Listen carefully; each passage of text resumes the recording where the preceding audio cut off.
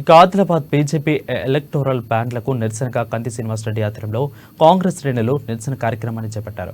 భారీగా తరలివచ్చిన కాంగ్రెస్ నాయకులు కార్యకర్తలకు శివాజ్ చౌక్లోని ఎస్బీఐ బ్రాంచ్ ముందు ధర్నా చేపట్టారు. ఇక దీనిపై మరింత సమాచారాన్ని మా రీజనల్ కోఆర్డినేటర్ సత్యనారాయణ అందిస్తారు.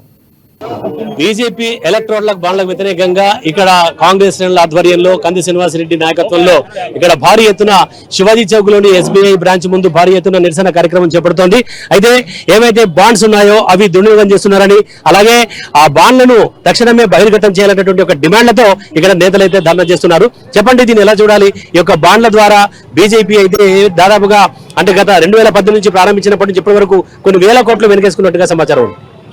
అంటే 2018లో మరి పార్లమెంట్ లో ఒక అమెండ్మెంట్ తీసుకొచ్చి ఈ ఎలక్ట్రల్ బాండ్స్ ద్వారానే మరి నిధులు సేకరించాలి అని చెప్పి పొలిటికల్ పార్టీస్ అన్నిటి కూడా మరి ఒక నిబంధన పెట్టడం జరిగింది. కానీ ఇది వాస్తవానికి ప్రభుత్వం అప్పుడు చేసినటువంటి నిర్వాహకం ఏమంటే ఈ డొనేషన్స్ ఏవైతే పార్టీలకు వస్తున్నాయో అవి ట్రాన్స్పరెంట్ గా ఉండాలి, ఎక్కడ కూడా అవకతవకలు జరగద్దు అని చెప్పి అనుకున్నటువంటి విషయం. అది కాకుండా ఏదైతే డిజిటలైజేషన్ చేయడం జరిగిందో ఈ 2000 బాండ్ తీసుకొని ఒక కార్పొరేట్ అయినా ఎన్ని కోట్ల రూపాయల బాండ్లన్నా ఇవ్వచ్చు, కానీ ఆ బాండ్లకు సంబంధించినటువంటి లెక్క పత్రం ఇవ్వద్దు అని చెప్పి దాన్ని కూడా అమెండ్మెంట్ చేయడం జరిగింది. అందుకని చెప్పి ఎన్నిసార్లు అడిగినప్పటికీ ఎస్బీఐ మరి ఎవరెవరు ఎంత డొనేషన్ చేసిండ్రు, ఏ పార్టీకి ఎంత వచ్చిందని చెప్తే ఎక్కడ కూడా లెక్క ఇవ్వనటువంటి సందర్భంలో మరి సుప్రీంకోర్టుకు పోయినటువంటి వ్యక్తులు మరి ఈరోజు విజయం సాధించడం అనేది జరిగింది. కేవలం మొత్తం దేశంలో ఎలక్ట్రల్ బాండ్స్ ద్వారా 9,552 కోట్లు వస్తే దాదాపు 6,000 కోట్లు ఒక భారతీయ జనతా పార్టీకి వచ్చింది. మరి ఇక్కడ ట్రాన్స్పరెన్సీ ఎక్కడుందో చెప్పాల్సినటువంటి అవసరం ఉంది.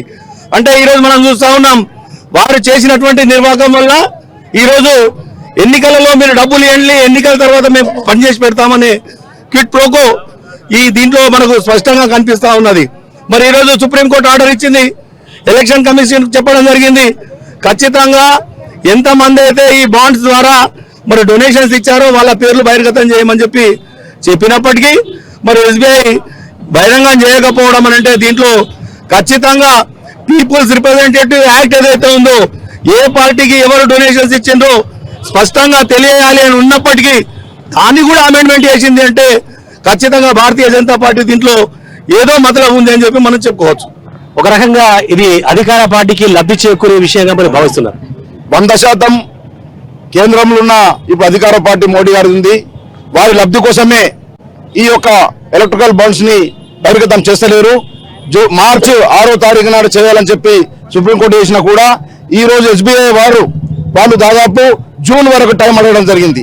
దీంట్లో మతలబ్ ఏమున్నాయని చెప్పి ఈ రోజు కాంగ్రెస్ ప్రభుత్వం ఆయంలో రాహుల్ గాంధీ గారి నాయకత్వంలో, ఇటు రేవంత్ రెడ్డి గారి నాయకత్వంలో, అదేవిధంగా కంది శ్రీనివాసరెడ్డి గారి నాయకత్వంలో ఈ రోజు నిరసన వ్యక్తం చేస్తా ఉన్నాం. ఈ రోజు ఎస్బీఐ వారిని డిమాండ్ చేస్తా ఉన్నాం, అంటే జూన్ దాకా మీరు టైం అడిగేది మతలబ్ ఏముందని చెప్పి అన్ని రాజకీయ పార్టీలై కేవలం 12,000 కోట్లు ఉంటే కేవలం బీజేపీ పార్టీయే 26,500 కోట్లు ఉన్నాయని చెప్పి సందర్భంగా తెలియజేస్తున్నాం. ఈ రోజు ఎన్నికలు పోవాలని చెప్పి ఈ బీజేపీ ప్రభుత్వానికి అదే విధంగా ఎస్బీఐ బ్యాంక్ వాళ్ళకు కూడా డిమాండ్ చేస్తా ఉన్నాం.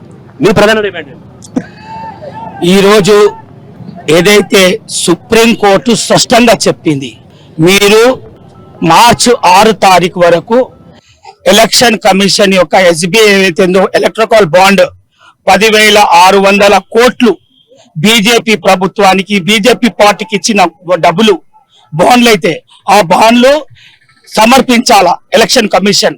అయితే వాళ్ళు వెబ్సైట్ లో పెడతారు మార్చి 13 తారీఖు వరకు. ఆ వెబ్సైట్ లో పెట్టడానికి ఏదైతే ఎలక్షన్ కమిషన్ పూనుకున్నదో దాన్ని ఎస్బీఐని స్పష్టంగా అడిగింది ఎలక్షన్ కమిషన్. కానీ ఈ ఎస్బీఐ ఏం చేసిందంటే సుప్రీం కోర్టుకి వెళ్ళి జూన్ 30 తారీఖు వరకు మీరు ఆగాలి అని ఎస్బీఐ అప్పీల్ చేసింది. అందుకోకే ఈ రోజు ఆల్ ఇండియా కాంగ్రెస్ పిలుపు మేరకు కంది శ్రీనివాసరెడ్డి గారి నాయకత్వాన ఆదిలాబాద్ నడిబొడ్డున ఈ రోజు state bank of India bank main branch ముందర పెద్ద ఎత్తున ఈ రోజు సాధారణ రైతును దోచుకున్న వాడు ఎవడంటే నరేంద్ర మోడీ, ఇలా నిరుద్యోగులను దోచుకున్న వాడు ఎవడంటే నరేంద్ర మోదీ.